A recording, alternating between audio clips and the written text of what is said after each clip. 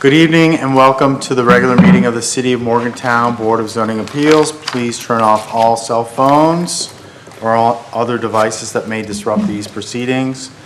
It's the duty of this board to consider requests for relief from the requirements of the city's zoning regulations, to consider conditional use permit requests, and to hear administrative appeals. The board conducts business in the following order: review, amend, and approve minutes of a previous meeting. We'll move to unfinished business, take up new business, and conclude with announcements from staff. Each request is heard in the order that it appears on the agenda. For each conditional use and variance request, the following is done. We will introduce the agenda item, and the planning division will present a staff report which may or may not offer a recommendation. The applicant agent will be asked to present their justification for the request, which may include questions by members of the board. We will then open a public hearing to hear testimony in support of or in opposition to the request. Rules regarding public testimony are as follows. Anyone wishing to testify during the public hearing may do so once recognized by the chair, or may, in lieu of oral testimony, submit written testimony to the chair. All recognized speakers must approach the podium, state their name and address for the record, and speak clearly into the microphone. All comments must be addressed to the board, should be relevant to the application, and may not be of a personal nature or personal attacks. All speakers will be limited to 5 minutes. If members of the board have any questions of the speaker, that time will not be counted toward the total of 5 minutes. If there is a large number of speakers, including many who are part of groups or organizations, we may, to avoid repetitive comments, elect to ask for a representative to speak on behalf of the group or organization. Speakers are notified that irrelevant comments or comments of a personal nature or personal attack may result in the speaker forfeiting his/her opportunity to participate in the public hearing. We may elect to recognize the applicant agent at the end of the public hearing to provide rebuttal or additional comments, which will be limited to an additional 5 minutes. If members of the board have any questions of the applicant agent, that time will not be counted toward the 5 minutes. After all testimony is heard, I will declare the public hearing closed, and no further public comment will be permitted. Uncivil, unruly, and/or disruptive behavior at any time during this meeting is prohibited and will result in removal from this public meeting. State law requires the board to consider findings of fact for each conditional use and variance request. The request cannot be granted unless a majority of the quorum present finds in the positive for all of the findings of fact. The board may elect to continue the hearing to another date if it needs additional information. Applicants and requesting parties will be notified in writing by the planning division of the board's findings and conclusions. Regardless of whether a request is approved or denied, decisions of the board can be appealed to the Circuit Court of Montague County within 30 days upon receipt of the written notification from planning. Any work done relating to decisions rendered by this board during this 30-day period is at the sole financial risk of the applicant. Thank you for your consideration and respect for these proceedings and the opinions of all meeting participants. Let's see. I don't think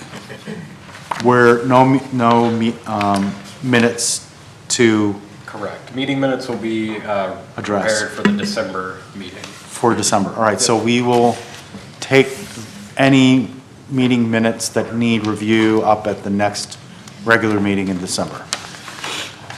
So, roll call, Ms. Cook. Here. Mr. Misfelt. Here. Mr. Bennison's present. Mr. DeWitt is absent, but we still have a quorum, so we can continue. We are moving to unfinished business. There's one piece of unfinished business that is referenced as VAR 25-074, John Espinoza at it's referenced as 734 Wells Street. Request by John Espinoza for variance relief from section 1365.04 of the city's planning and zoning code regarding minimum off-street parking requirements. City Tax District 13 in the 5th Ward, Tax Map 25, Parcel 370, in the R1A Single Family Residential District. In the packet as well as on the screen for BAR 25076, here's an aerial view of the parcel in question. Next slide it just shows a closer view to kind of give a better viewing of where the building is. And on the third slide attached is images submitted by the applicant to show the topography and grade of the site. So here is a visual from behind looking down, and then here's a picture from the front, of the front yard grade to the sidewalk. The applicant seeks to remodel the residential building at the above referenced address. This will be a one-unit structure without any parking spaces currently on the property. The applicant has also submitted a document further clarifying the need for a variance, which can be found below the conditions in the packet. Refer to relevant sections of code below. Also referenced in the packet, stating that for a dwelling, a single family, 2 spaces per dwelling unit is required. In summary, the applicant is planning to remodel and use a residential structure at the above referenced address. The applicant is requesting variance relief regarding those 2 off-street parking spaces. Please see the attached application to review the findings of fact listed, as staff have had no comments or modifications. This attachment can be found below those conditions. Staff do not object to the applicant's request for variance relief, as well as if the Board of Zoning Appeals grants the applicant variance relief regarding section 136504 of the city's planning and zoning code. These shall be subject to the following condition, which is our standard condition of if any other modifications or changes to the site plan or submittals occur, they have to be compliant with the city's code, or we will ask them to return to get variance relief or correct whatever those changes would be. And that concludes staff report. Do we have a representative for this case now? Virtually. Remotely? Yeah, a couple of the applicants tonight will be online. All right. Do we have a representative for this case? Yes, good evening, Jonathan Oz's on the bridge. Okay. Can the volume be brought up, because I didn't hear very well what he said. Turn the volume up here.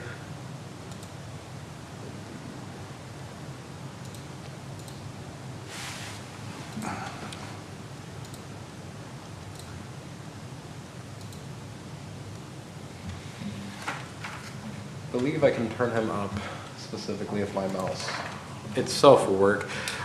John, is there any way to get closer to your mic or speak louder into the microphone?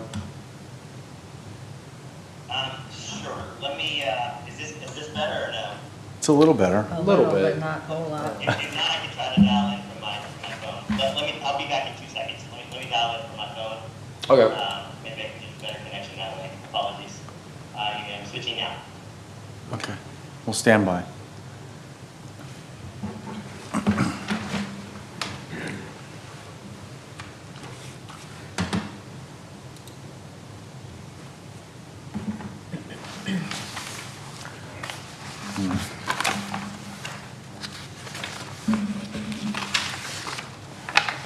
Try to see if I can use the mixer to turn it up. Yeah, so this is the one we punted on, so we could send us pictures of the grade. Right, I mean, Yeah, but where's the letters of disagreement too that were in last week's? I think it should be at Matt. Are those but I'll give referenced that a to this try. case? Get him in. I don't think so. None of them? Can't remember. I don't think there was correspondence for this. We can ask Sarah. Hey, Sailor, can you guys let me in? So maybe Saying that, I'm on. Yeah, a couple people. my mouse is just never working as it usually doesn't. Oh, yeah, had the volume really low on the TV. Neighbor? Nope, all good. All right, try saying something now. Yeah, can you guys hear me now? Oh, that's Yes, much much better. Okay. Yep, significantly better. Thank you. Okay, yeah, no problem. So do you, yeah, can you just recap for us what you're proposing and just a justification for why you have a compelling case?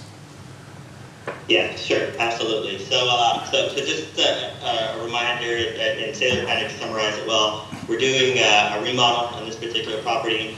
Last time I came, there was an ask from the board for me to go back and try to contact the neighbors. Given some of the physical constraints that we had in building the parking at the existing property, there's a vacant lot, which you can see there on the diagram that's being shared. I have reached out to the neighbors, Linda and Stephen Barnes. I was able to get their contact information just based off of the portal, the internet, and I also have to send them a letter via the mail. Unfortunately, my outreaches have been unsuccessful. They have not responded to my inquiries. In addition to that, I went to the property, and in the back of that property, that vacant lot, there is parking that's there, and there's a sign that's managed by Doug's Towing. I guess that's who manages it for that property. I've reached out to Doug's Towing to also try to inquire to get the owner's information and actually asked that towing company if those spots were available for lease. Unfortunately, they were not, and they were unable to provide me contact information for Mr. Stephen Barnes or Miss Linda Barnes. The second piece that I did was I did have an engineer come out to the site. So I had Winmer Construction come out, licensed engineer by the name of Unisys Simon, actually came out to assess the property. And in the packet, hopefully there's a letter that you guys received in there that's attached. This was written in conjunction with them, and it kind of it breaks it into like 4 different buckets, actually 5, around just observations that they had. There's real concerns around drainage. By removing that tree structure, there's like lateral soil support that could result in erosion and localized slope failure.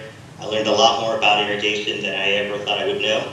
But the structural engineer just had concerns around putting in a driveway just because of the excavation that would need to take place. Right. And the instability that the water, that's actually what they were worried about, would cause to the soil, because that tree structure is creating essentially like a barrier, and removing that would be problematic. And so in the letter that I attached, it kind of gives you the feedback from the engineer, very detailed, some of it way deeper than It's on. what I would understand, but it kind of gives you a Staff breakdown of the recommendation. retaining walls, It was very, the drainage. and very detailed. So once that was done, I did attempt. So at this point, I got the engineer out there. We got the structural engineer's feedback that's included in the letter. I reached out to the neighbors next door via phone, via letter in the mail. I then also contacted for external parking, was kind of the next thing on my list, to see if I could secure parking spots elsewhere. Right. You know, and about a block away, there's Crosswood Church. And so I was able to get confirmation from them that they do have spots, but in working with the zoning administrator, unfortunately it falls outside of that 300-foot requirement to be considered an approved alternative. So that unfortunately was not a suitable alternative, and there's really no other spots. Right. That one is like, literally it's a block away, but I guess it's outside of that threshold. I then proceeded to call the Morgantown Parking Authority, Right. which Wow. does have parking. You can see that in the picture his. that's supplied there. There's parking spots in front of the property. They did confirm that I had access to 2 street access parking passes and 1 visitor pass. So that's been confirmed. Oh, really? Yep. Did they recommend marking of the curb? Yeah. And I attached a total of 7 pictures. There's 2 spots directly in front of my house that have like the blue curb. I don't know if you guys have access. Oh, it's to all the already. pictures, but yeah, but you can see it there. That right in front of that SUV. You Right. can see that there's like blue on there. That's an authorized spot right there. Right. And that those 2 cars that are there are in blue areas too. So those are Morgantown Parking Authority spots Right. that are available All right. for use. Excellent. So, Mr.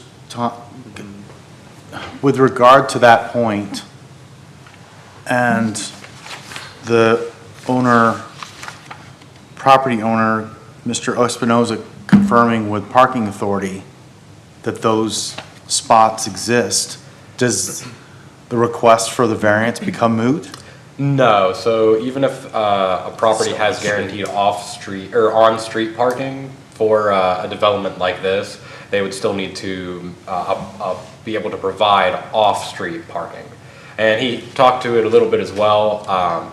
Some locations are close enough to communal parking or other parking spaces where they can lease, or a personal agreement or that could fill in those spots. But as he stated, they're outside of range for any place that they'd be able to get that parking from. The off-street parking standards aren't affected by on-street parking, even if it's provided by parking authority. But yeah, he is correct that we've discussed alternative off-site parking locations. None of them are close enough for our standards. He'd have to request like an additional variance for distance, and I don't think that's possible. Variance wouldn't apply for that. It's just a yes or no. So they're outside of that range. For So we couldn't shared. propose a condition extending the, if the church parking, if an arrangement How could much be of a made. difference is it? Is it another Off the top of 100? my head, I don't know what it would be, and it would have to be more of like a text amendment, to my understanding of how it would work. You can't just condition difference on it for the distance, but that, just to my knowledge right now. If the board wanted to make that a condition, and then if it's possible after the fact, then it wouldn't necessarily need a board meeting. I guess in terms of the off-street, I'd feel more comfortable if Mr. Espinoza could make arrangements with the church so that we could know definitively, this is how we need to structure the condition. Well, even if it's Because it sounds as agreed- if the church parking is probably the most practicable. If it was in the range, yes. We'd also have to confirm if the spaces that they have are enough for their use, and then if they're not, it wouldn't be an option anyway. But if it's outside of that range, it's kind of outside of that range without a text amendment to adjust that for just the ordinance as a whole. I don't believe there's any precedent for extending or changing the range, to my knowledge at least. So they're just outside of that 300 feet. I mean, we're more or less like legislating at that point. Yeah. If we're attaching a condition to like increase or to remove a requirement under the code. Yeah, because it's in the shared parking facility section, which isn't usually a part of like R1. It'd be a different section of code. So they just have to apply for a parking pass, the resident, right? Yeah, those two spaces and one for a guest they get that. That's just. But I mean, for the street parking, or is that just blue curb, or do you have to have a pass in that neighborhood? So they get passes. It's for it. permitted, Okay. like It's on, blue curb. in South Park. Yep. Yeah, okay. And Mr. Spinoza, so this property's, the two off-street requirement is because it's a single family, right? Yeah. It's a single family residential dwelling, and they are required to have 2 off-street parking spaces per the ordinance. And So if how they had long- rented this at some point in the future to You change can- that? You can rent single family. Right, but if they, okay. Right, but, But this is not single family. This is. That's the intention. Single He's family gonna dwelling, renovate yeah. it for single-family use. Yep. I guess I feel, I don't know, I mean, for me, I feel there's satisfied. there's parking, some Yeah. parking available, even though it's not ideally off-street. Right. And I guess the intention is it really practicable? I mean, if the intention is to renovate this for single family, what single family is going to be inclined to, all right, the arrangement for our vehicles is at this church, Yeah. hundreds of feet away. I mean, how could you, Is that workable? how could you use this property as anything other than a single-family residence? In the district, there's very little that it can be other than that. Right, so there's nothing else they can do with this that's going to avoid probably having off-street parking requirements. Yeah, significant work would have to be done, and they are in because they're in the R1A, there's no other dwelling use that would be permitted other than single-family residential dwelling. Yeah, I mean, to me, like, the essential element for the variance is like a structural or some other condition of the property that makes complying difficult. I don't think it's reasonable of us to insist that he develop off-street, given the characteristics of the property. Because we don't want, I mean, Yeah. we could, Well, there's another feature of the property in this tree that There's- we weren't even aware of last time. So now that Well- he's basically got two problems. right, there's the slope consideration, there's, if we hold him to the tree, then that's destabilizing. And then you're looking at, is it impacting Well, he's probably the not even gonna do integrity that. of the structure? He's No, probably but just that- gonna sell it if he would have to Right. do all that. But then you're looking at, well, if potentially if I remove, I'm destabilizing the landform. Right. I'm upsetting the hydrology and the drainage patterns, and then you're getting into, you're impacting the integrity of the foundation, really. Yeah. So. And I mean, he called the neighbor, he got a engineer to take a look at this. I mean, I Yeah, think he did his he's due made some diligence. real efforts to see what could be done about this. Mhm. And I mean, I agree that there's, between the gradient and this tree, Right. there's an element of this property that makes it impracticable for him to comply with this. And the only ways around it are by spending an enormous amount of money, Right. which would be, I think, it's an undue Unreasonable. burden. That's- Undue burden. Yeah, that's imposing a hardship. And it's probably gonna throw him, like the report says, you'd have to be back here and in other places asking Right. for more variances. Do we have any other questions before we open the public hearing for Mr. Espinoza? I don't. No? Nope. All right. Thank you, Mr. Espinoza. We're going to go ahead and open the public hearing for this case. So anyone wishing to speak in support of or in opposition to case VAR 25-076, 731 Well Street, please, now is your opportunity to do so. Seeing no one, we're going to close the public hearing.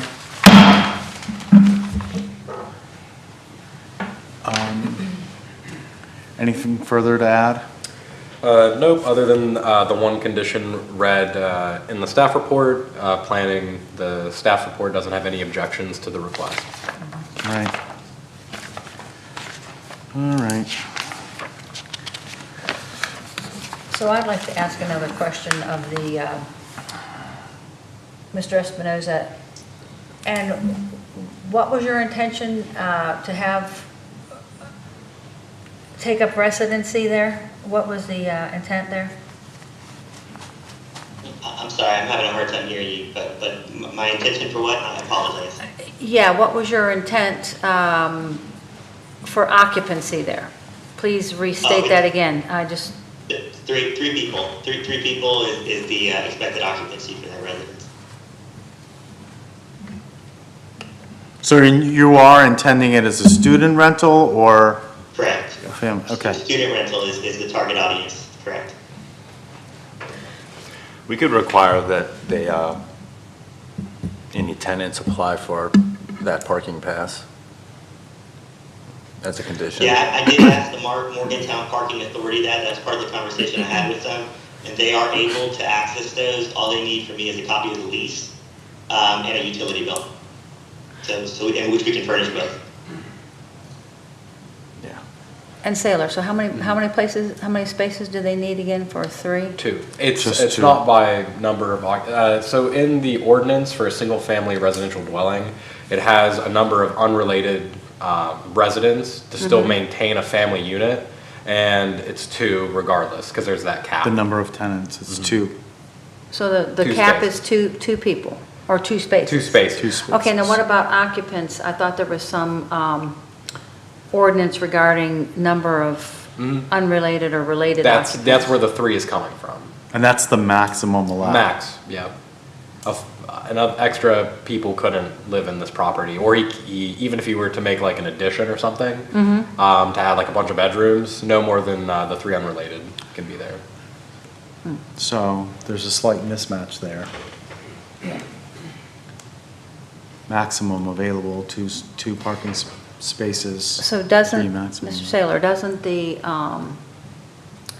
I thought the city required so many, That applies to every dwelling type except for single family. Single family is flat 2, regardless of the number of people who are in that family. So a related family of 7 could move in there and only need 2 spaces.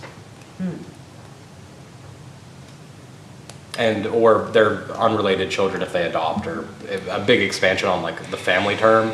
But a traditional family unit of 7 or so would also only have 2 required spots. But in terms of rental occupancy, 3 is the maximum allowed. Okay, Yep. so, Per I mean, single I- family definition unit, yeah. okay, now what about the, so they get 2 passes plus a guest pass. How long does a guest pass go? I'm not sure. Espinoza might be able to speak more to it. It's limited by some metric. Yeah, if it's South Park, it's only like, 10. you can't be there for more than like 2 nights or something Only like 2 that. nights. It's not very long. You'd have to keep moving it. I mean, I would vote to approve with the condition that tenants apply for the both. Morgantown Housing Authority parking pass, street parking pass. I'm inclined to be open to entertaining, granting it too. Now, if there was no parking at all, on street or off street, I would not be inclined, because that's not workable. Right. But because yeah. All right, do we have questions about findings of fact? They seem I'm good with those. fairly straightforward.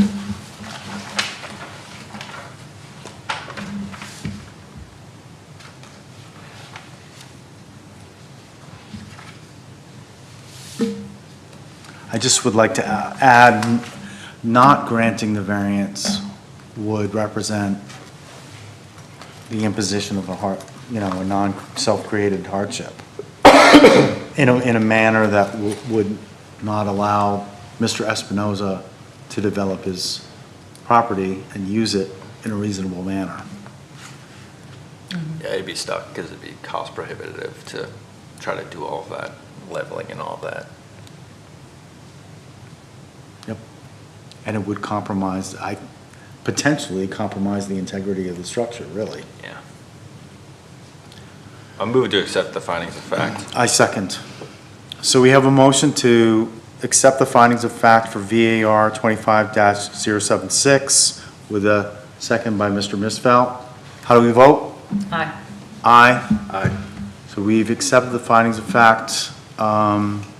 I move to grant the requested variance for VAR 25-076, subject to the standard condition referenced by planning by Mr. Thompson, with the additional condition that we'll reference them as tenants, be required to apply for the parking permits, either permanent or guest, from the Morgantown Planning Authority as a condition for granting the variance, but also, can we also, as a condition of tenancy, really? Is that not appropriate? I mean, I don't want to speak for the landlord, but how should we word that? I think tenants are required to apply for parking spaces on street would be a fine condition. All right, Because then to maintain their CO, they'd have to, for their tenants that are there, they'd have to show, if we were to ask, that they have those passes available for, in their car, or however they would maintain them. all right. I'll second. So we have a motion to grant the the requested variance for VAR 25-076, subject to the standard condition and the additional condition bearing on application for parking permit from the parking authority. We have a second by Ms. Cook. How do we vote? Aye. Aye. Aye. So, Mr. Espinoza, we have granted your requested variance with regard to the parking requirements. You will receive written correspondence from planning. Generally, it's about a week or so. Please keep in mind that the decision we just rendered can be appealed to the Circuit Court of Montague County, and any work that you undertake during that generally 30-day appeals window, you do at your sole financial risk. Acknowledged. I appreciate you guys. Thank you so much. Thank you very much. All right, guys. Have a great Have a good evening. All right, moving on to new business. The first case is conditional use, references CON 25-099, Ray Burns, 216 7th Street. Request by Ray Burns on behalf of Kumar Chandran for conditional use in compliance with Section 1331.05 of the city's planning and zoning code regarding a dwelling, multifamily use, City Tax District 12, 3rd Ward, Tax Map 15, Parcel 128 in the R2 Single and Two-Family Residential District. For conditional use 25099, on the screen as well as in the packet, similar aerial to the previous one showing the parcels in question there at the corner. Next slide is showing it more zoomed in, showing that it's a vacant lot currently, and just to give a bit closer image. And then the third slide shows the site plan on the left, as well as the interior kind of floor plan for one of the floors on the right. The applicant has submitted the applicant is seeking a conditional use permit regarding a proposed dwelling multifamily at the above referenced address. It is currently a vacant lot with no structures located on it, as shown previously. Plans submitted show 15 parking spaces as well as layouts for each of the units. The applicant has submitted a site plan referenced above, as well as a exterior floor plan, or an interior floor plan, excuse me, found below the conditions. Refer to the sections of code below the structure. Just stating that for a multifamily use, they need to require conditional use through the Board of Zoning Appeals. In summary, the applicant wishes to get a conditional use approval for an apartment building at 216 7th Street. Please see the attached application, review the findings of fact listed, as staff have had no comments or modifications to those. Staff as well have no objections to this request for a conditional use. If the Board of Zoning Appeals grants the applicant conditional use approval in accordance with the city's planning and zoning code, the use shall be subject to the following conditions, being that standard condition referenced on the previous case. Additionally, this is just for the use of a multifamily use at this location. A type 2 site plan will need to be applied for, as well as normal building permits and reviews by the city. This is just for the use going there, and it will be based off plans submitted in the permit. If they are to change through that review process or that type 2 site plan review, and it puts them in against the ordinance, meaning that if they have to lose a parking space or something else that would make them non-conforming, they would have to return to the Board of Zoning Appeals and acquire a variance for that, if that was to occur. And that concludes staff report. All right. Do we have a representative for this case, or the applicant, I should say? Yeah, this is Ray Burns with Triad Engineering, sitting in on behalf of Kumar for his project here. So would you like to just provide an overview for what you and your client are proposing? Yeah, Kumar, his plan, as Sailor stated there, is he's got this vacant lot and he wishes to build a multifamily apartment building on it. He's looking at somewhere between right around 8 units. 3 stories. First level would be off-street parking, and the second and the third story would be the apartments. The first story's gonna be what? Could you repeat what the first floor Retail? story Is that will what you be? meant?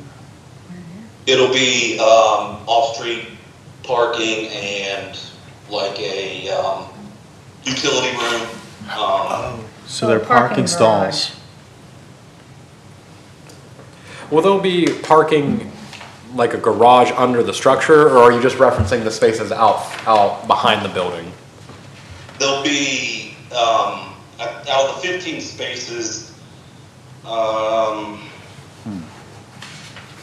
of them will be kind of, I don't want to call it a garage, it's going to be underneath that second level, and then they'll be stacked with off the street parking.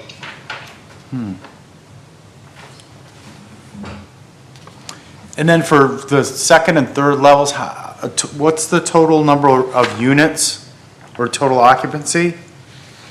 4 units on each floor with 10 beds. So how many spaces is that, Mr. Saylor? It is 15. There, it's 14 standard and then 1 accessible space for that. And that's, looking at this, these 7 will be the one I think he's referencing as partially under the structure. And then these 7 will be here, and then the accessible spaces is 15th space here. On the side by where this proposed sidewalk is. Is that accurate? Correct. Okay. And 7, So where does the parking exit to the street? From what it looks like, it would be into this alley here. Yeah, on the alley C. So they'll come out the alley and then on? Okay.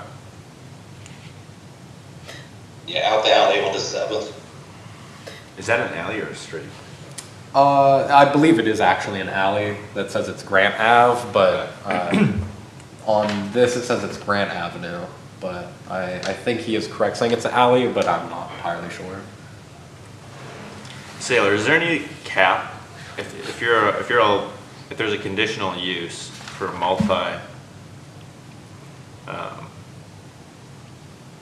is there like a cap on How many units and like occupants? how many units you could put? It's not necessarily a cap, it just changes what level of review the city will do. So if they're above 14, it changes what type of review we do.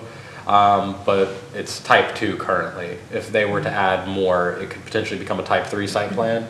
But with them being at where they're at now, that's just a type 2, since it's one building. So like a traffic or congestion impact from like that parking and the way tenants are gonna come in and out of there, that would come later?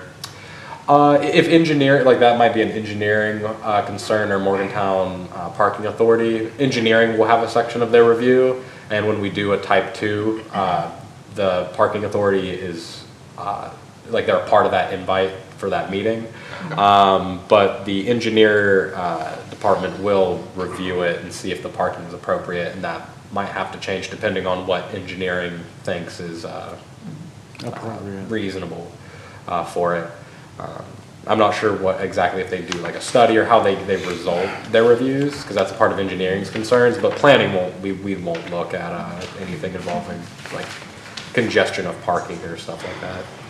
I mean, this is gonna be sort of out of character with that area, right?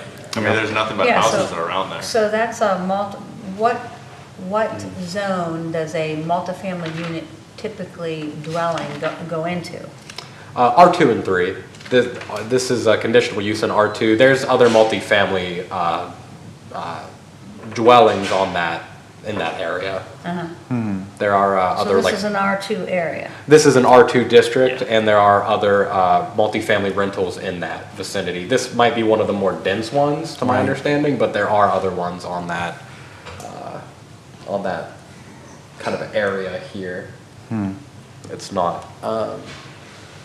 very uncommon. Maybe the density might be, but otherwise it is a use that's, has other examples in that neighborhood.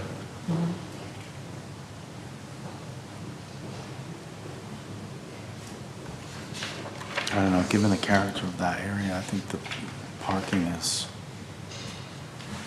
in terms of the parking density, it's kind of on the high side, given the nature of the streets over there. Yeah, I mean, the parking's all, they've got adequate off-street, right? But it's still gonna be more traffic. Right, that's what I mean.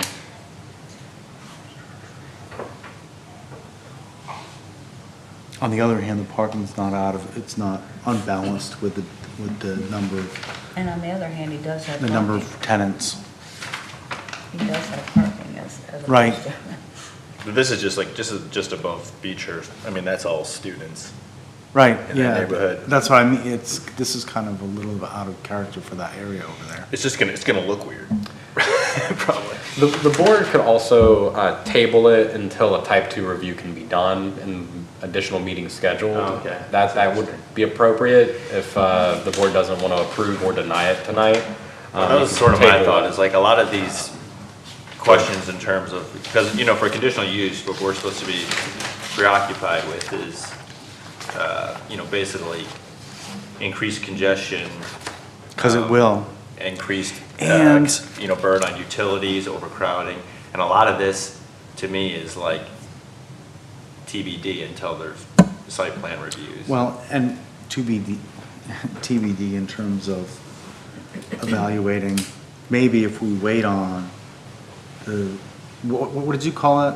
The Type study? 2 site plan review. So they can go Maybe if we forward with wait- that without the conditional use variance? Yeah, usually we just line them up to be about the same time, but just Okay. because of this one, me being out with my hand and some other factors, it's just happening a little bit before. They do the normal type 2 plan review. Okay. And the type 2 might, in terms of the findings of fact, provide a higher level of detail because the findings of fact are a little thin. Yeah, it just says proposed use similar to neighboring properties, proposed use similar to neighboring properties, but it's not similar to neighboring properties. No, it's not.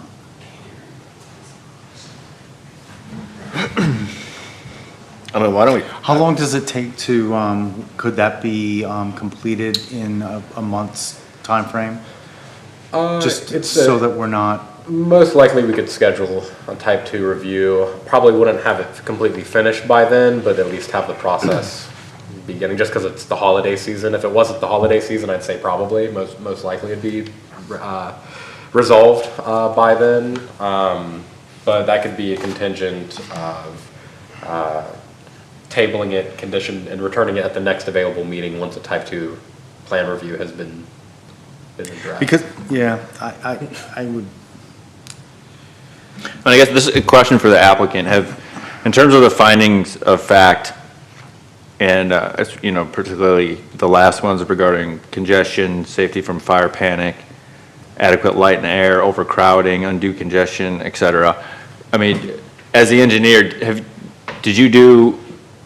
have any studies or reports been done to date on that, on your end, prior to any that speak to the. municipal review? Yeah, that speak to the unique characteristics of what you're proposing here. Because, I mean, in that table, the case summary report, it's proposed use similar to neighboring properties with regard to 6 or 7 characteristics. And we're supposed to be considering the merits of what your request is based upon the unique characteristics of your specific site, and we're not seeing that. Because it may, We haven't done any studies on traffic or, you know, what that would, what added congestion it would add to the area. In terms of to the neighboring properties, like the house next to the vacant lot that's all student housing through there. And I mean, if you just look at the aerial image right now, I think there's, you know, 6 cars parked behind that. house. So that's where he was coming from with the use of the neighboring properties. It's all pretty much student rentals in there. Right. I mean, I understand that, but then there's also a lot more units. There's gonna be a lot more people here. The density And is then- gonna be higher. And they're gonna have friends who are gonna come over and park on the streets. Yep. I mean, I guess my issue is just that we're supposed to make determinations of these things, and we don't really have any data to look at We or to don't have review. Yeah, we don't have, the findings of what we're trying to say is with respect to making our determination, we have to base our determination based upon a certain level of specificity with regard to the findings of fact that we're referencing to base our determination on. And we don't have that level of, that level of specificity that we typically look for, we are not seeing in the provided materials. So maybe we should wait on the type 1 study, type 2 study that hopefully can be conducted and completed within a month's time. Yeah, the type 2, so, yeah, having them return in a month's time with the type 2 site plan review, either kind of on its way or finished, as well as them updating their findings of fact to be more in detail. A higher level of specificity Okay. with regard to the unique characteristics of your parcel. I mean, we just need some to review. We've got a plan for how it's going to look, but nothing that speaks to those findings of fact. So whether it comes from, a city review of a type plan, or if they, that's why I'd asked before, if they had looked into these issues at all, we just need something to look at. So my vote would be to table it.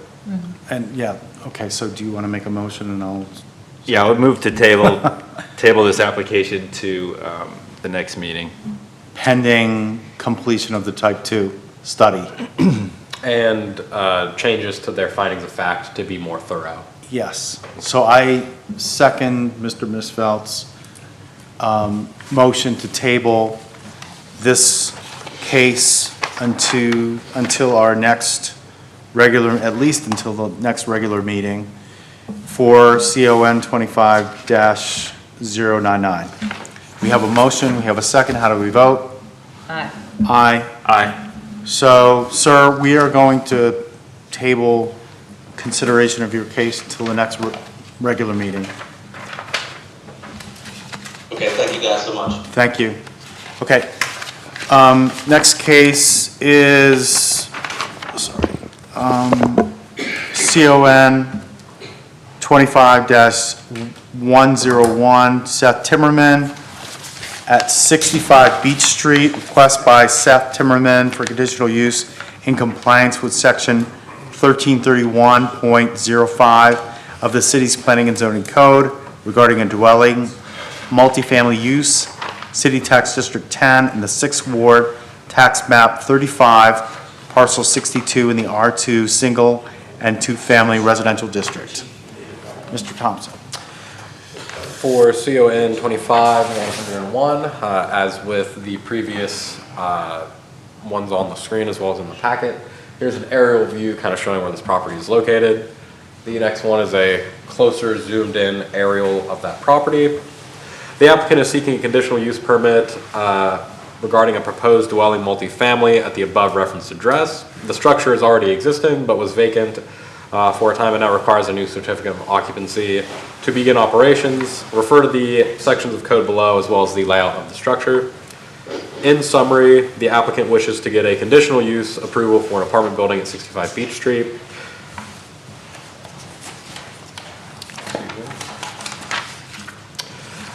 See the attached application to review the findings of fact listed, as staff have had no comments or modifications to it, as well as staff have no objections to the applicant's request for this conditional use. If the board does grant the application conditional use in accordance with the city's planning and zoning code, it'll be subject to the following condition, which is our standard condition of if any other modifications or changes to the site plan occur, it shall be compliant with the city's planning and zoning code, or the applicant shall return to the Board of Zoning Appeals for a variance request. And that concludes staff report. All right, thank you. Do we have a representative for this case? CON 25-101. Yes, this is Seth Timmerman. Do you want to provide an overview for what you're proposing and justification? Yes, so 65 Beach Street, the area view doesn't show, it's a 3-story building. Each floor has a 3-bedroom, 1-bath apartment, about 980 square feet for each apartment. So it was built as a multifamily 3-story unit, and it sat vacant for too long and lost its grandfather status. So we've gone through and we've already applied to change the zoning into R2. But because it's 3 units, I believe that there needs to be this conditional use. I know that working with Ricky and the Planning Commission, that the, what is it, mid or light multifamily or dense, I don't remember the exact term, I apologize. But the future plan is for this to be not just all one R1A in this area. There's also been found multiple residences that are multifamily in the area. Right. So it's just that this property kind of lost its status and we're trying to get it back. Right. How long has it been vacant? It sat vacant for a very long time and was condemned, and my partner and I, Real Investor Partners, is the owner of the company. I'm one of the partners involved with Real Investor Partners. We put significant amounts of renovations into the property, and it is ready to be occupied. Huh. All new electrical, all new plumbing, everything was permitted, everything was inspected. It has a fire suppression sprinkler system in there that's been inspected by the fire marshal. So we actually had Drew Cantus and Morgantown Code involved from the very beginning. And I was notified very early on that it had lost its status, and but because of this structure being built the way it was as a 3-unit building, one apartment on top of another on top of another, and not a converted single family, I was told that it absolutely makes sense to get this, but to go ahead and, let's go through the process and make sure that all the T's are crossed and I's are dotted, and this is, to my knowledge, this is the last step in that process. So the parking is, off-street parking, is that like that gravel area to the left of the overhead image? Yeah, if you're looking at that overhead right there on the left-hand side, that's the front of the building, and there's enough parking there for 4 to 5 cars. And then actually on the rear, the right-hand side of that building, there's another place to get at least 2 cars in that area as well. Mm-hmm.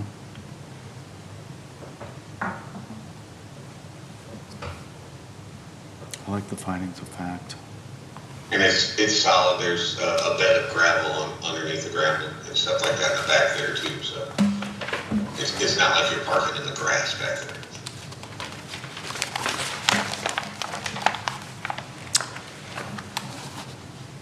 Any other questions? All right, thank you, Mr. Timmerman. Thank you. We may have other questions for you. Any other, did you have any questions? Okay, we're going to open the public hearing. Anyone wishing to speak in support of or in opposition to CON 25-101, that's your opportunity to do so. Seeing no one, we're going to close the public hearing. I make a motion to accept the findings of fact for this case. Second. What he's proposing, it's consistent with the characteristics of the area, I would say. Yeah, well, I mean, this is below Brockway, I mean, any development down there is an improvement. Right. Well, what he's I mean, it's just, it was vacant. Its use before the grandfathered status lapsed and after, I mean, he's looking to change the zoning classification in a manner that's consistent with the nature of the area. I don't see any issues with this. Their zoning was There- changed. It's already, that part of that district Right, but is that change, R2. yeah, but that change doesn't represent something that's inconsistent with the character of what's gone before. Yes, just stating that it went from an R, you can correct me if I'm wrong, it was R1 previously, wasn't it? Yes, correct. Yeah, so it was R1, and then they've gone through the planning commission to get that area rezoned to R2. So R1 would have just been single family. Yep. Wow. And that went to the planning commission, and then it was approved to change that for basically just the cutout of where their property is, to make it an R2 Because it's yeah, right. because of the previously existing structure not, you know. So in other words, their property wasn't zoned as the rest of the area was, because it was still under the, So that area was all zoned as an R1, Right. and probably, who knows when that was done. And then to remodel this into the multifamily for the building that's already there, that wasn't possible, because it was in an R1 zone. Where it's not even a condition, you can't. Correct, there was no conditional way use. for a multifamily residential dwelling to be there. The building has been there, who knows how long. So to get a CO or any use in there, they would have to have it rezoned. So they went through that process and got it rezoned to be R2. Just that parcel? I mean, the thought whole you said- area should I be. thought you said the whole area was rezoned to R2. That's what I thought he Yeah, said their too. whole area being that square of where their property is located. Yeah. So this the- is all still R1, Oh, this is R2. Because to do the whole area, that would have to be legislated. So from the way you. They would have to the get way all you- property owners involved Yeah. for it. I thought from what you said, I thought you said that the that's what I thought. zoning commission had changed the whole area to R2. I must have misspoke, I just meant their reference property zoning. Not the use for the property, the zoning district for that property is now R2 instead of R1.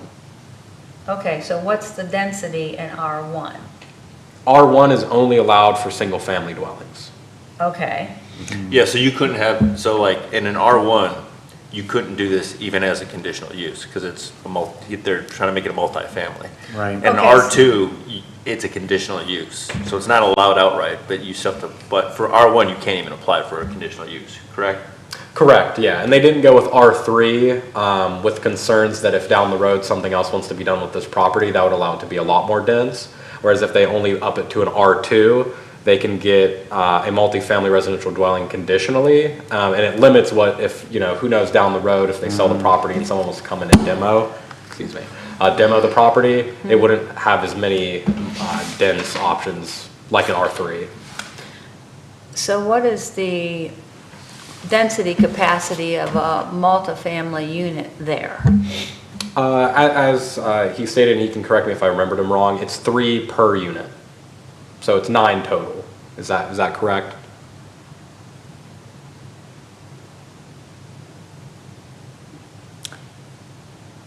Are you asking me? Yeah. Is the number of units and occupants in those units, it's 3 per, correct? Is that? Correct. It's Yep. each one of them, each floor is a 3-bedroom, 1-bathroom apartment. Yep, so 9 bedrooms total. 9-bedroom is the max, correct. Yep. And then in And terms that's of the. 3 unrelated, it doesn't have to be a family or, It does not apply because this is a multifamily residential dwelling. The occupant limit for a single-family dwelling only applies to single-family dwellings located in R1 and R1A. Otherwise, it's state code, which isn't applicable here for their number of occupants that they're requesting. 3 is fine. They could have 4 or more. But if they did that, they'd have to provide parking and, you know, get that permitted. Wait a minute, you're saying so for each level, they could have 4 or more occupants? There isn't, for planning wise, there isn't, on our ordinance, a max to how much you could have per occupant in a multifamily dwelling, like apartment Really? complex. It would be like code would have, the code has a requirements to how many people can live in a place together. For multifamily, fire has a standard, with that. Planning, we don't have a definition. We have one for the single family. And then when it goes above that, we look at it by unit. Which is more or less to keep, you from having 8 tenants in a single family house. And then standards of, if it's above single family, fire and code enforcement kick in for their occupant limits. So for example, planning doesn't really need an occupant max for multifamily because fire has one that would trump any of our stuff anyway, because it's a life safety standard. So what is do you know what the max is for fire? No. I do not know, no. And it would be based on like building codes too, because like you Yeah. could have a bedroom without, Yeah, fire and code, I know has regulations for how big a bedroom has to be, if it's of a certain size, how you would access it, sprinkler coverage, stuff like that. Yeah, so And the cap that's- is like structural more so than like. Aerial. Zoning or just like hard cap on people. Well, I think you moved for the findings of fact and I seconded it. We didn't vote on that yet. We didn't vote on it. Do we have additional questions relating to the findings of fact? So are we good with regard to the parking requirements? Can you speak to that before we? Yeah, if, So if it's, Multi-unit, yeah.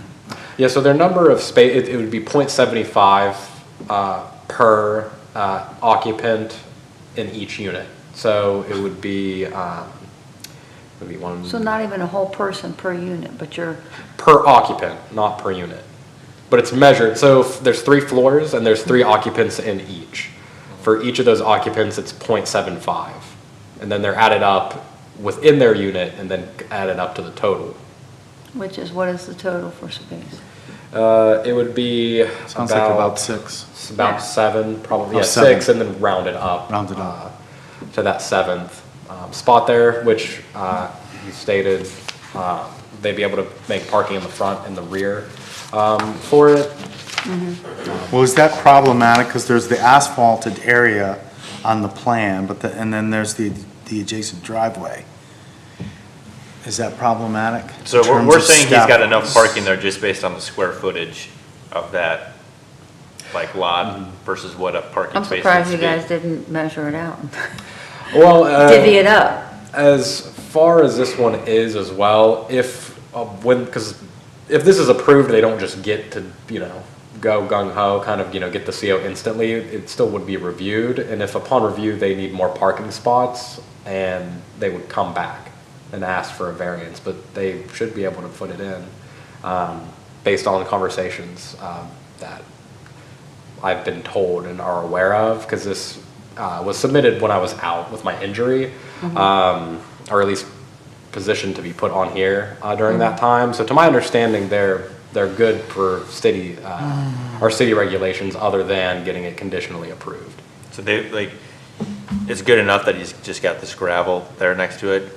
There aren't requirements on like lines? There et cetera? are requirements to have it paved Okay. and concreted. The applicability of that will be up to engineering's determination Okay. for this, to my understanding.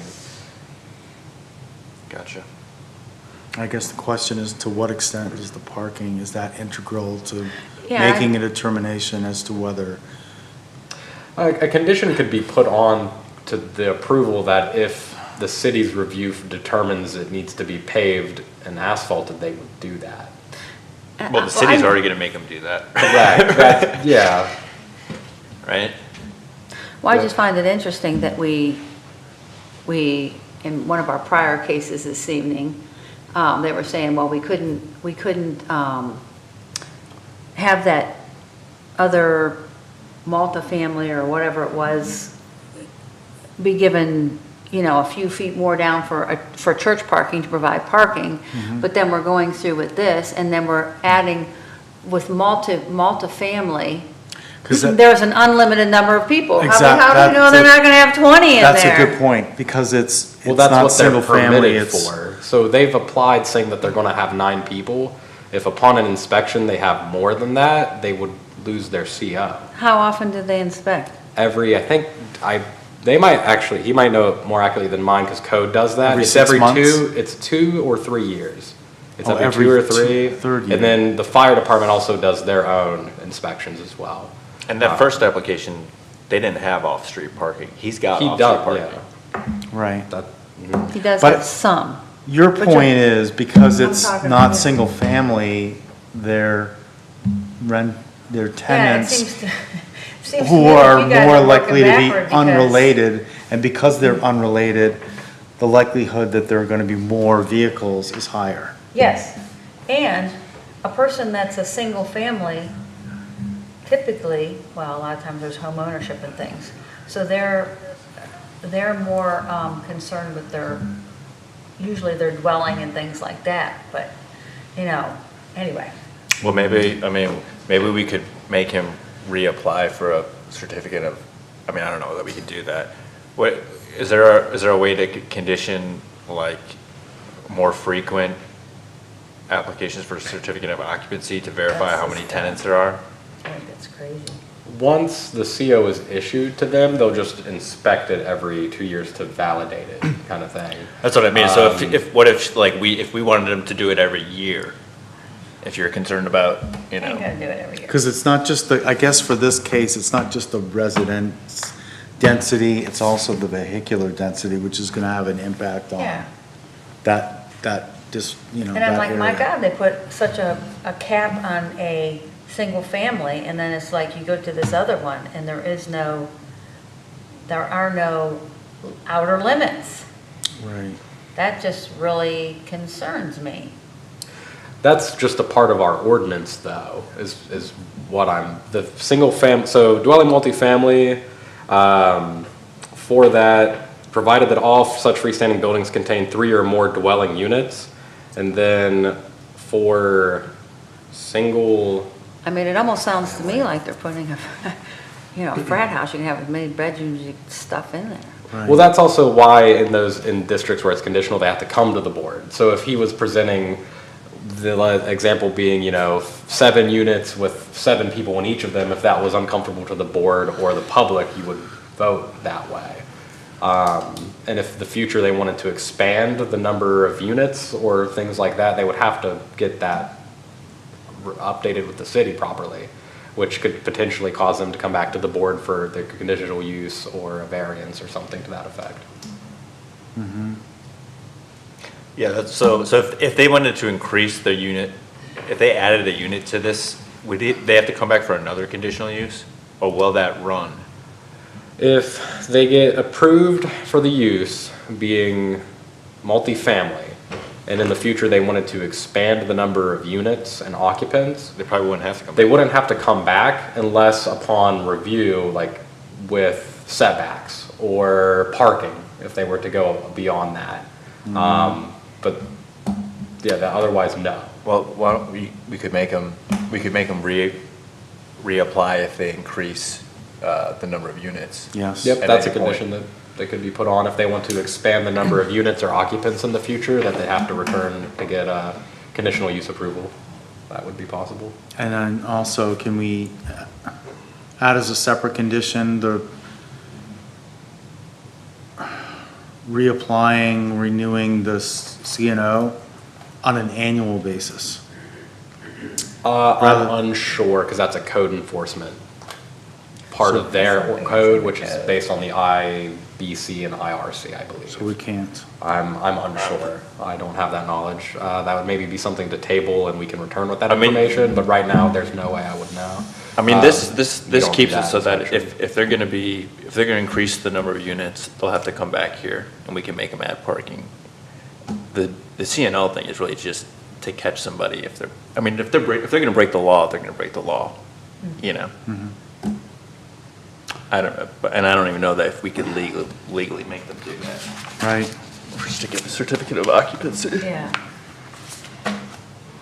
But I think if we just make a condition that if they're gonna increase the number of units, they'll have to come back here. To also address concerns earlier, per our ordinance, single-family residential zoning districts, R1 is where we get the family definition. Otherwise, within all other zoning districts, meaning not single-family residential, dwelling unit occupancy will be determined by a WV state building code as adopted and implemented by the city, which is code enforcement.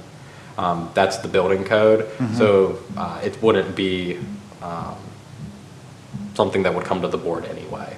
It would be if code enforcement deems structurally with fire building code not reasonable, then they wouldn't get permitted and they'd have to go through the code board, which is a separate board entity that I'm not as familiar with. I'm just aware that it exists. It's not zoning. No, nope, it's state building code, which is our code enforcement department.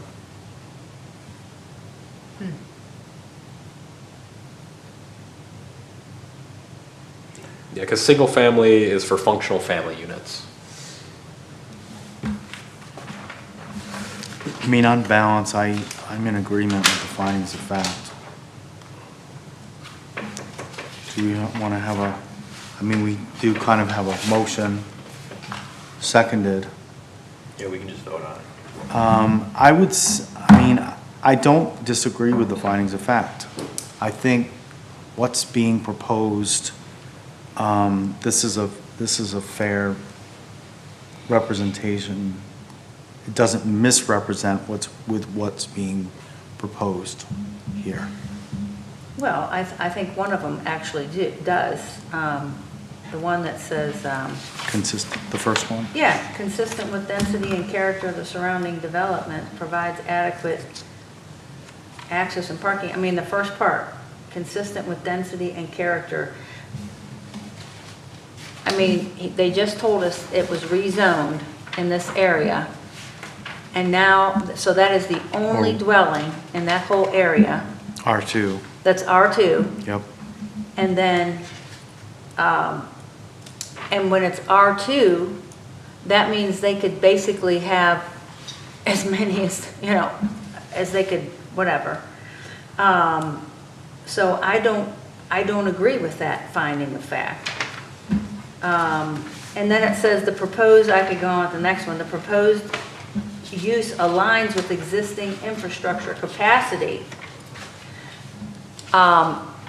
Again, it does not align with existing The surrounding infrastructure R1. capacity. Yeah,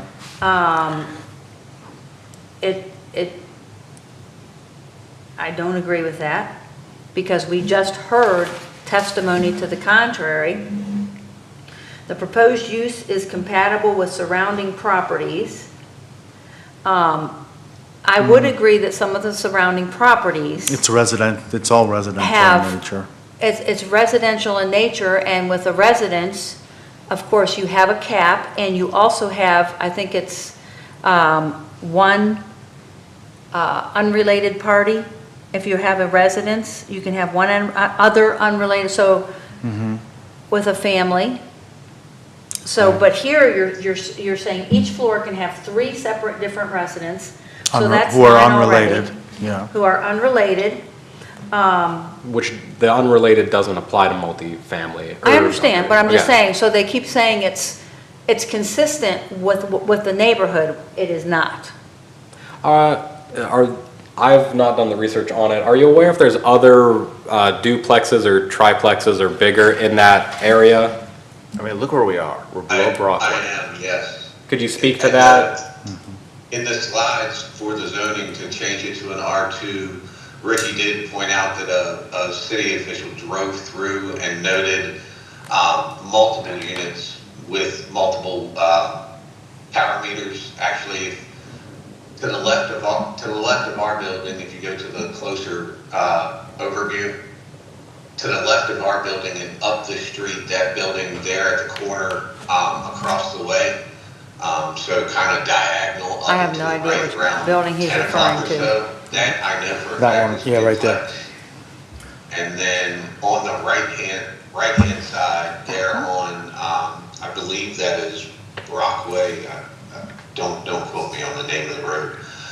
But 2 or 3 houses down, there's 2 duplexes side by side right there, as far as having multiple meters from power on posted to the building. So the city, when they go by, I think they pinned on the picture that they had, they pinned 5 or 6 units that had multiple units in there.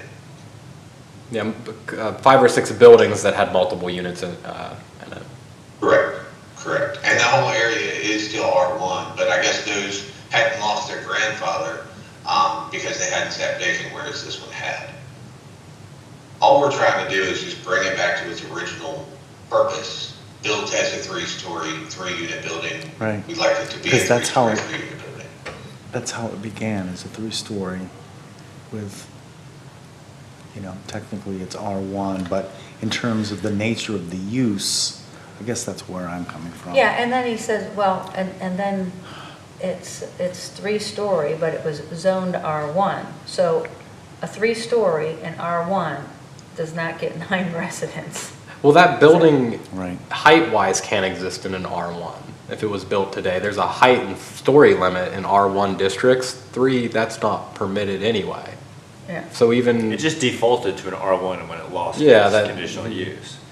But I mean, this building was Well, never. the city should know if it was In terms of zoned R2 the nature of Well, its or use, it's whatever more of it the. was. a use of an individual it's a building multi-tenant in the unit. Right. zoning district don't always never been align a each house. other Okay. to it. So they're, like some other cases come in here or get rezoned for that. An example being some places down on the southwest side of Morgantown. A couple of those like kind of little cutouts of just individual properties that were caught that were turned into like B2. So it's one parcel for like a beauty salon that whenever they did the rezoning, they caught and recognized that this is a little cutout. This was one that must have been overlooked when that was done, because when this area was rezoned, that use would never have been appropriate for that building.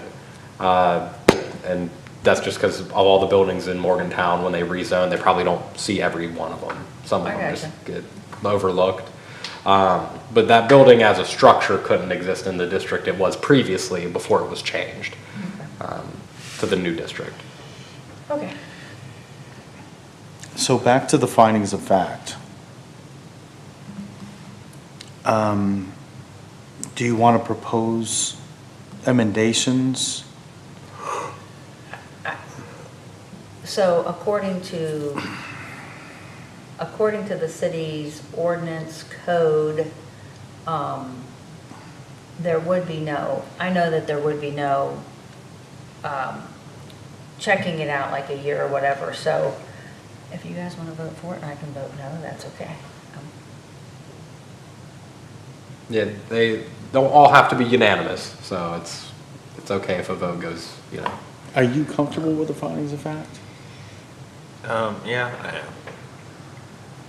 I mean, with regard to this individual parcel, I think I'm comfortable with the finding. I understand your point. Yeah. The surrounding properties, there is inconsistency. Yeah, it seems like we're changing the character of a lot of neighborhoods. Interesting that, they're saying we can't give somebody parking, but it seems like we may be messing up neighborhoods that, anyway. Well, if the planning commission, when they rezoned it, and the applicant can maybe speak more to this, that was a public meeting, correct? And was there anybody in the neighborhood that was bothered by the R2 zoning change, or? That is correct. It was a public meeting, and no, nobody voted or spoke in contest. I've talked to many of the neighbors in that neighborhood as well. They like the fact that it's not a blight on the neighborhood, right? Because it was a vacant, condemned building for a very long time. So seeing investment into that property and making it a livable structure instead of having people breaking in and and things like that is definitely a positive. Well, there's nothing else to do. I mean, otherwise you'd have to knock this down And build just a house build there. a single And no one is family gonna do dwelling. that there. Look where we're talking about. Right. Where this neighborhood. And as the applicant also alluded to, for the city's future planning comprehensive map, that area is looking to be more dense. Not a lot more dense. So it's but trending it is- R2, it is a- R3 anyway. In other Yeah, words, it's a lot of the areas in the city future looking are trending to be more dense. This is one of the areas that, on that during that planning commission meeting, that was referenced in the staff report, by Ricky. I can't remember what exactly that is named, but it is in our future plan, that area is looking to be a more dense, area. And that is, in line with your understanding of it, right too, Mr. Timmerman?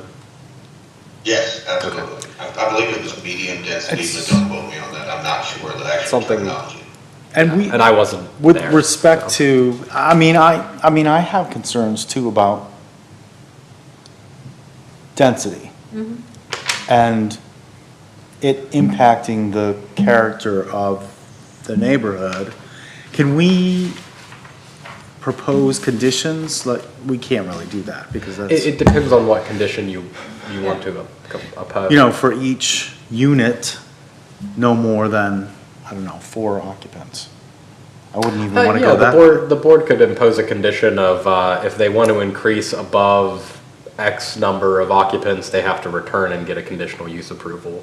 Because that's within that would be a part of kind of the planning's review. Would you feel comfortable acceptance with off that? of, saying, hey, the board has Yeah, like above conditioned 3. that. Above 3 per Three, level. yeah. Yeah, that's what we Oh, discussed okay. before, wasn't it? If Yeah, they, the if they board want to would be increase able- the number of units, They'd they have to come back and reapply. To Yep. reapply for And that would new be a part of condition. the planning condition for it, and you wouldn't be changing, the text for what would be permitted or not. That would just be And kind in of tied terms to our of regulation. the Or we could just overall make it, number of- the condition is that the condition, you have the conditional use permit while this is a 3-unit building. So if he wanted to increase it to 4, well, then this conditional use would no longer be valid. So he would have to come back. For planning, yeah. Well, maybe, I guess he wouldn't, but, so yeah, let's make that, Let's do that. I think should make that a Okay, go condition. ahead. Are you more, Or- and then that takes care of the parking concerns too, because Yeah. again, it's the unrelated, the likelihood for more vehicles is higher. All right, so we have a motion to accept the findings of fact for this case, CON 25-101, the second by Mr. Misfelt. How do we vote? Aye. Aye. Aye. So you're just changing the variance, go ahead. Yep. Okay. So now I'm going to move to grant the requested variance for the reference case CON 25-101, subject to the standard planning condition, with the additional condition that if the occupant, or the owner If the occupancy of the building increases. there you go. increases either with regard to the individual units, or if the owner intends to extend the number of units in the subject property, the owner must come before the Board of Zoning Appeals for an updated variance. Conditional use. Conditional use, sorry. I'll second. So we have a motion subject to those 2 principal conditions, seconded by Ms. Cook. How do we vote? Aye. Aye. Aye. So, sir, we have granted your requested variance. Planning will send out written notification within a week or so. Please keep in mind that the determination we just rendered can be appealed to the Circuit Court of Montague County, and any work that you undertake in that 30-day appeals window, you do at your sole financial risk. I understand, and thank you very much for your time and consideration tonight. Thank you. Have a good evening.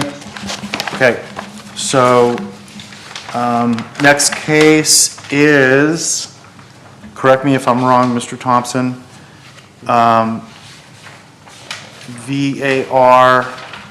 25-104.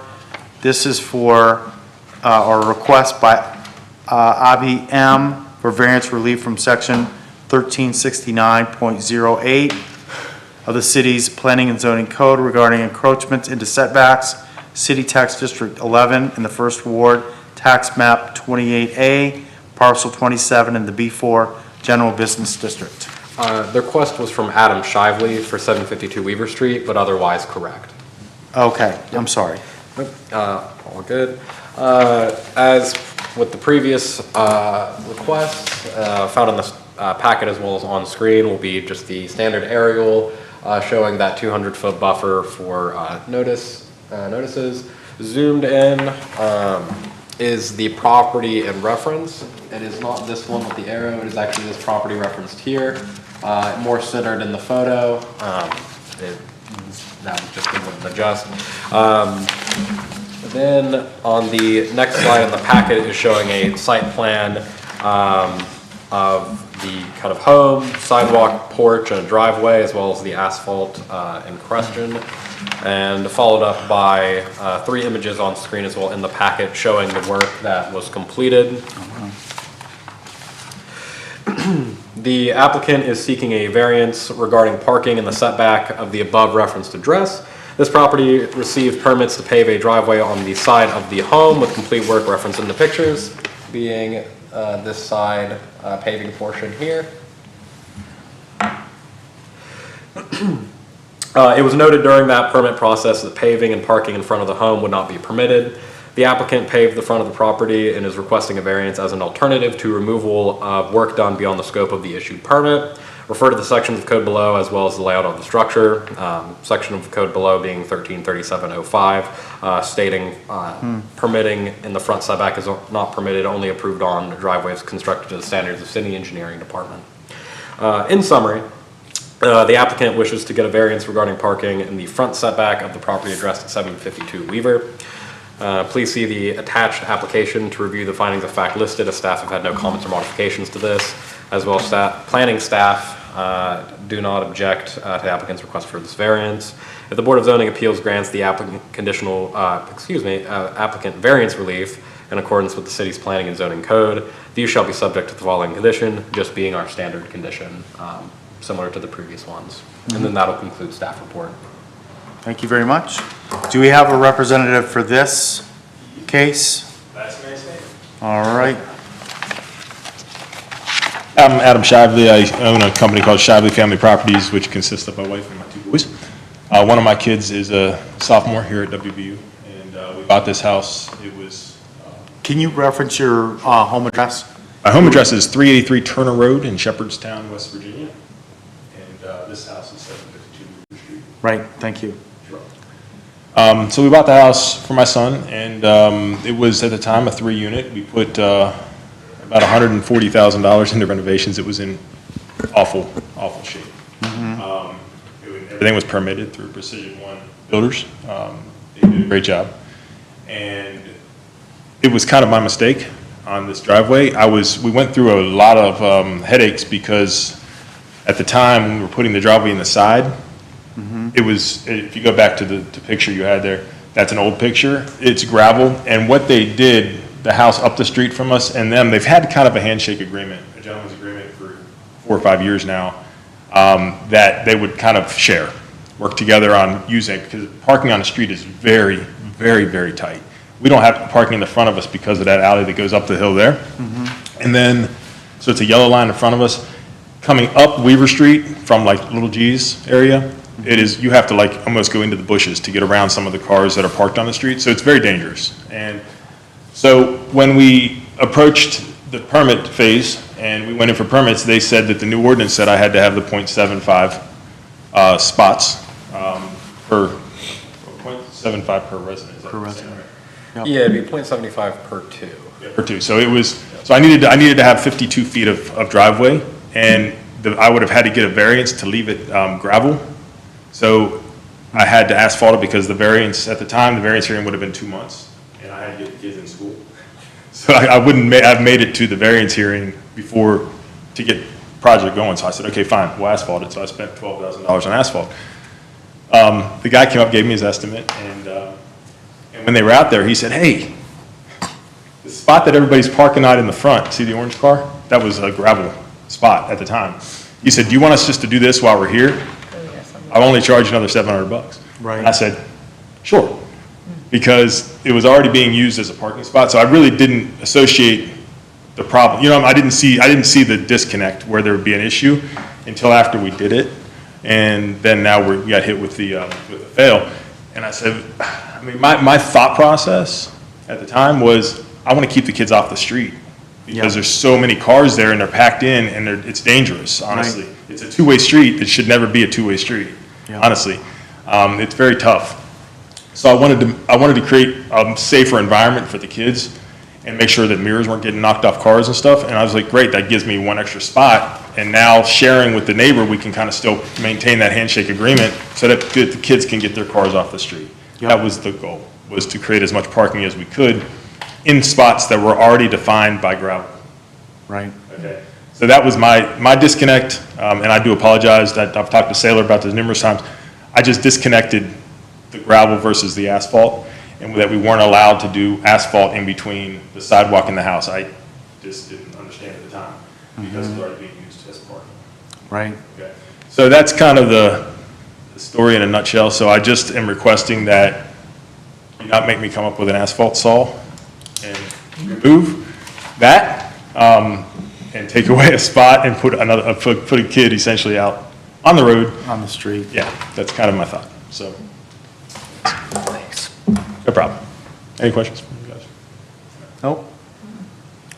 Thank you very much. Welcome. Sailor, so is it just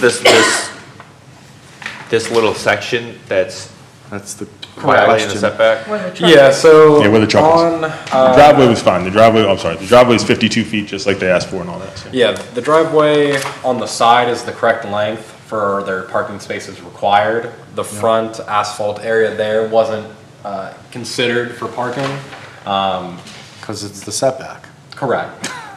So for this use, for his use at that dwelling unit, it's met by that parking on the side. How far is the setback there?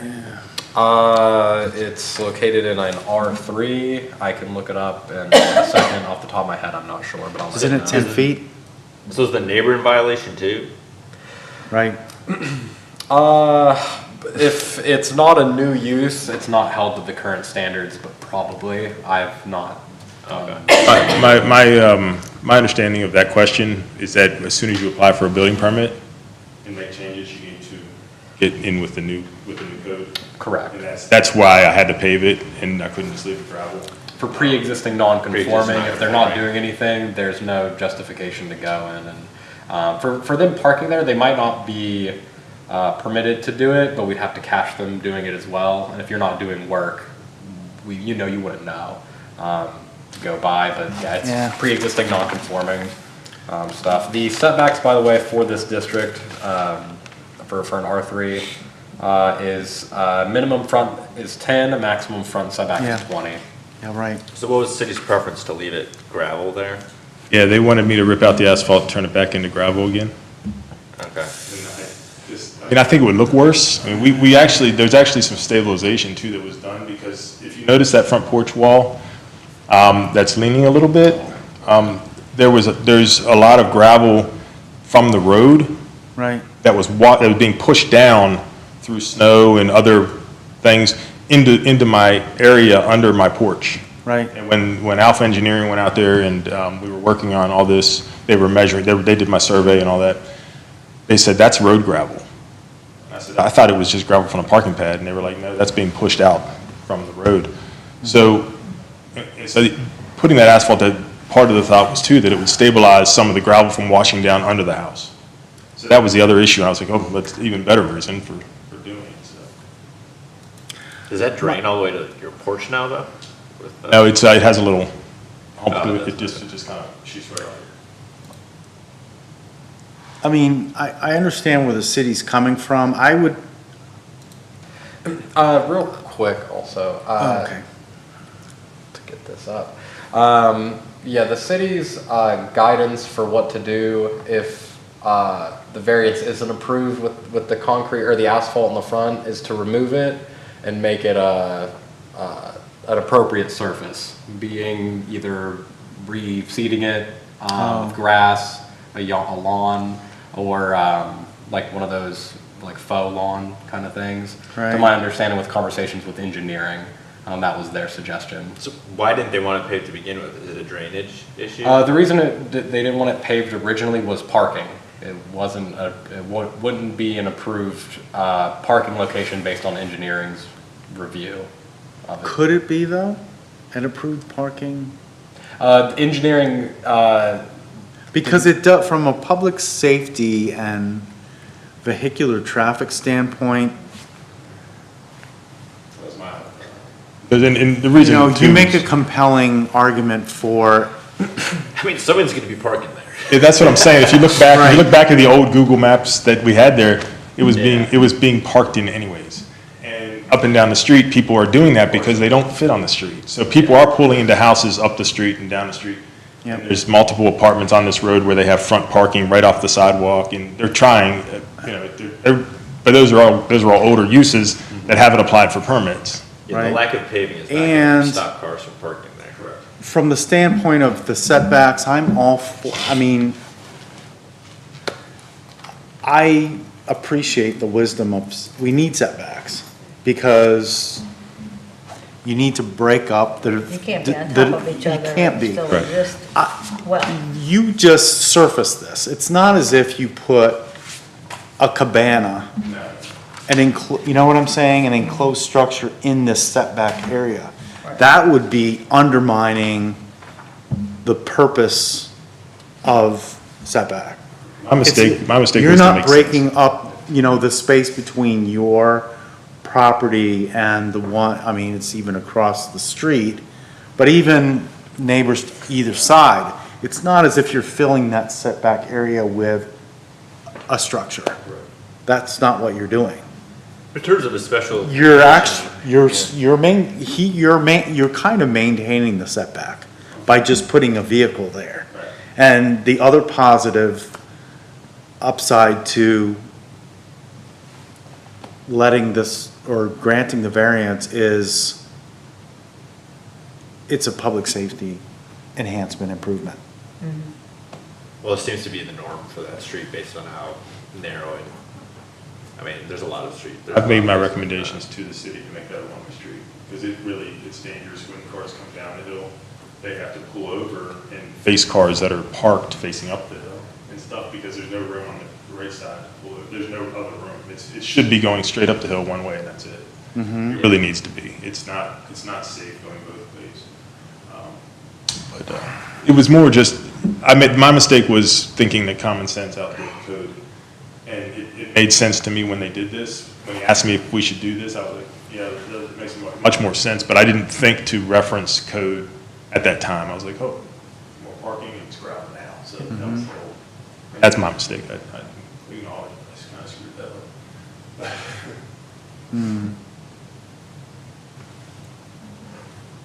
Thoughts? That's how I see it. Safety.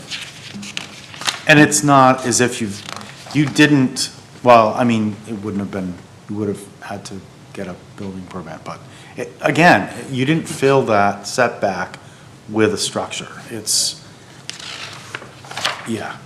still a setback. Yeah.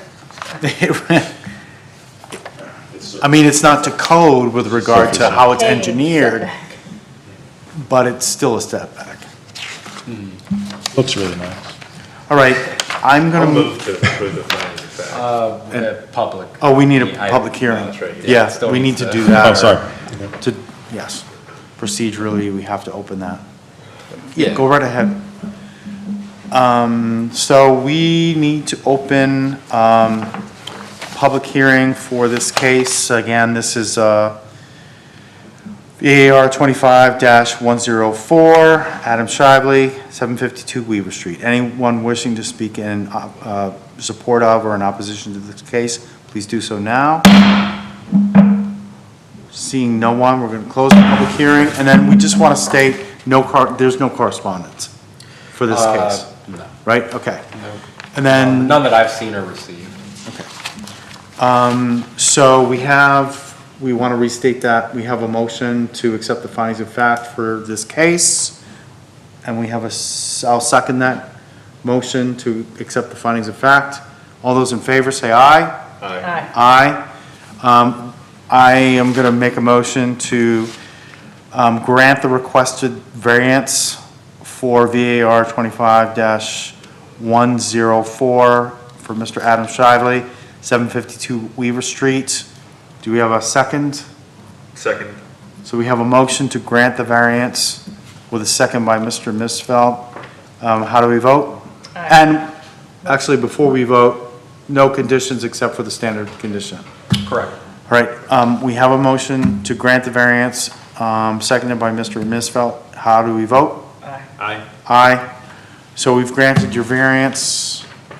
You will receive correspondence from planning, 7 to 10 business days generally.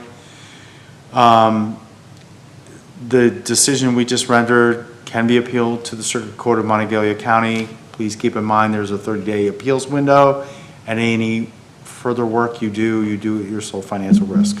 But thank you very much. Thank you guys very much. You're welcome. Okay. We are going to Can I move move, that we take a break? So Yes. we go to bed? yes, we are going 5 to, minutes should probably be fine. sure. Drive Yes, please safe. do. Yeah, that's all I'm driving. foggy tonight, so Yeah, Okay, 5 minutes. take your 5 time. minutes. Yep, Yeah. okay. Yeah, take your time. I'm good. No rush. So we'll take about a 5-minute or so recess. Yeah, we're gonna pause for Yep. 5 minutes. Do we have somebody for the last one? Yep, they're digital. Oh, okay.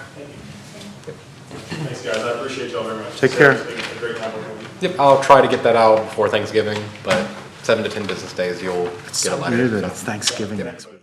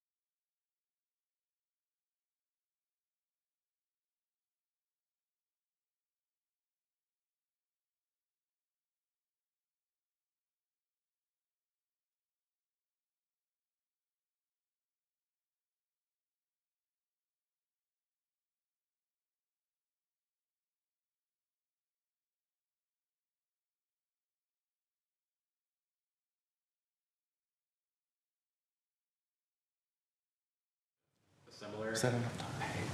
Thanks. That's just a state. It's our, I'm not sure. I think So it's who's our city starting? requirements. but- The new city planner.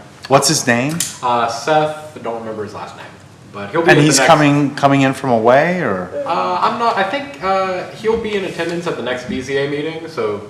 No, but I mean, like. Yeah, I don't know where he's from. Oh, I've right. not really had the pleasure to talk to him much. I was out yesterday for personal reasons, so I've really not talked to him. Good, But yeah, just a little update on city planner, so excellent. you'll get to know him. But All right, we're gonna resume after a brief recess for our final case.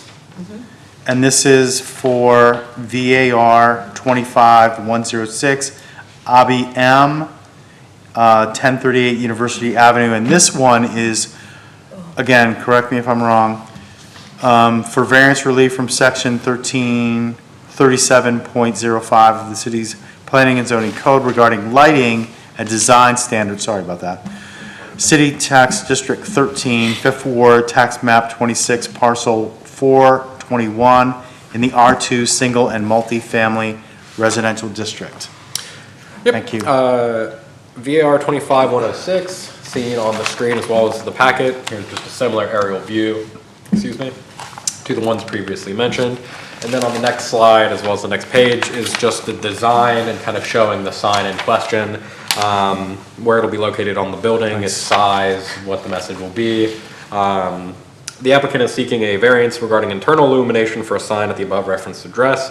The dimensions and material of the sign above, shown above, are compliant for the district standards. Right. They're only needing a variance for the illuminated channel letters. There's no other variance necessary for this sign. Refer to the sections of code below as well as the layout of the structure. The sections of code below just reference that in their district, internal illumination is not permitted. In summary, the applicant wishes to get a variance regarding such internal sign illumination standards at the property referenced at 1038 University Ave. Please see the attached application to review findings of fact listed. Staff have had no comments or modifications to this, as well as staff do not object to this request for variance relief. If the board grants the variance for the applicant, the only condition listed is our standard condition. And that will conclude staff report. Thank you very much. And then do we have a representative for this for this last case, VAR 25-106? Yes, hello, can you hear me? Yes, Yep. yes, sir. Hello, hi, good evening, and thank you for staying so late. So this is, my name is Avi, I represent the landlord, and this is for Tika Shack, which is a franchise, and we have Uncle Tim here as well, who's the franchise owner, and all we are seeking is the illumination of the sign. On the building itself, the neighboring tenants have had similar signs, which are either same size or bigger than this. We've already gotten approval for this sign, and that's code compliant. And then other signs are illuminated in a similar way on this building and across the neighbors as well. We have shades right next door whose sign is very well lit as well, and then on the back street and all across University Avenue. So all we see today is just the illumination of the sign, which is currently not allowed in the zoning, but other tenants and other neighboring tenants in the building have had that same sign approved. Thank you. Thank you. Can you speak to the nature of the illumination? Will the light be projected onto the signage surface, No, or? sir, it's just a backlit sign. It's backlit. Internally illuminated. Right. Thank you. Is it LED? Yes. We should just do like a standing order to grant. Right. We're working on Anytime that. it's a LED versus a. I mean, that's in the works, right?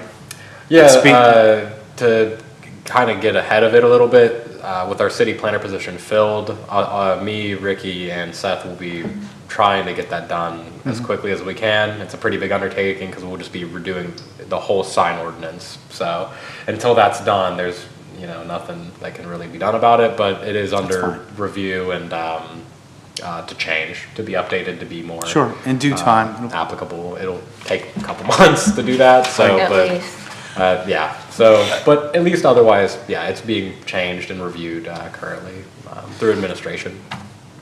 This is a question for the applicant. Is the sign going to be on a timer or Thank you. lit 24 hours? What's it No, gonna it'll be on a switch and like the tenant can control it. So at close, you'll turn the illumination off, in other words? Is that the case? Question that at close they would turn it off. Right? Yes. Okay. That's kind of above and beyond, really. Yeah. All right, thank you, sir. Any other questions? I think that's, I No. mean, I am going to make a motion to accept the findings of fact. It's very public straightforward. Oh, that's right, I'm sorry. So we need to do a public hearing. Thank you. So we need to open a public hearing for this case, VAR 25-106. Anyone wishing to speak in support of or in opposition to this case, please do so. Seeing no one, we're going to close the public hearing. Sorry about that, folks. Okay. And then we want to note, there's no correspondence bearing on this case. Nope. All right. None that I've received or seen. So having done the public hearing, Is this moving into something else? This is like where the Starbucks is and everything, right? Yeah, I believe This- that this is a new. Oh, really? Yeah. Was it a gun store? To my understanding, it never actually became one. Right, But so that it was was an one they idea. built for it, and so now they're occupying it. oh, Okay. right. Yeah, to my understanding. But I thought Okay. there was something there now, isn't there? I think don't it's vacant. believe so. I think the Starbucks. I thought this was cross end of on the the other other side of the side. building. Yeah, you're right, though. That's right. Maybe it was a Starbucks before. I'm not entirely sure. I don't. Not to my knowledge I don't either, believe no. so. No, it's the other end of It's that. the other side of that building. Yeah. It's the other end. Sorry, what's the question? Just asking. The Starbucks in that building's on the other side, correct? That's like That's up. right, yes. It's There's the other end. other tenants. I Yeah. thought this was at the other end of University. I Oh. didn't realize it was this, okay. Yeah. All right, thank you. Any other questions? Yeah, so I'm going to move that we accept the findings of fact for case VAR 25-106. I second. So we have a motion to accept the findings of fact for the case. We have a second by Ms. Cook. How do we vote? Aye. Aye. And I move to grant the requested variance with regard to the illumination requirement for the signage, Second. subject to that one condition. We have a second by Mr. Misfelt. How do we vote? Aye. Aye. Aye. All right. So, sir, we have granted your requested variance for your signage with respect to the illumination. You will receive written notification from planning. The decision we just rendered can be appealed to the Circuit Court of Montague County. Please keep in mind that any work that you do in the 30-day appeals window, you do at your sole financial risk. But thank you very much, Thank you and so have much. a good evening. Thank you. You as well. Thank you. Bye-bye. All right, do we have any announcements? We Or- got a little ahead of it, but one announcement was that we do have a new city planner with the city, who will be at attendance at the next Board of Zoning Appeals meeting to sit in, kind of meet you guys, get more familiar since you'll be involved kind of with the bit of the signing overhaul. He'll be involved in that, and then when we all kind of communally discuss. Other than that, should be planning for a regularly scheduled December meeting. We have some applicants on there, and then otherwise just have a good Thanksgiving. You be too. safe. Have there been any other applicants for the board? To my knowledge, no, not that I've been told about. I'll I think Gabe's ask. gonna be gone for a while, didn't he say at the last meeting? I think it's 3 months or something. In the spring, So it's up to us. yeah. Yeah, I'll put another. I'll ask Ricky about it again and see if there's any applicants that he's aware of. I do know that I think that we're involved with something in December where we're going to try and do a recruitment thing, but I'm not. Right. I'm not sure. Because with Mr. DeWitt, if something came up, Then quorum wouldn't be made. Yeah. we wouldn't have an alternate. We'll just have to try We'll to stay consider healthy. it, yeah, okay. Yeah, and it's not as if we could draw on another committee to have, yeah, in terms of an alternate. Yeah, I think we'd have to apply. Reapply. Any other announcements? this week? Nope, none from staff. I All move right. we adjourn. We have a motion to adjourn. Second. Seconded, and we are, how do we vote? Aye. We are so adjourned.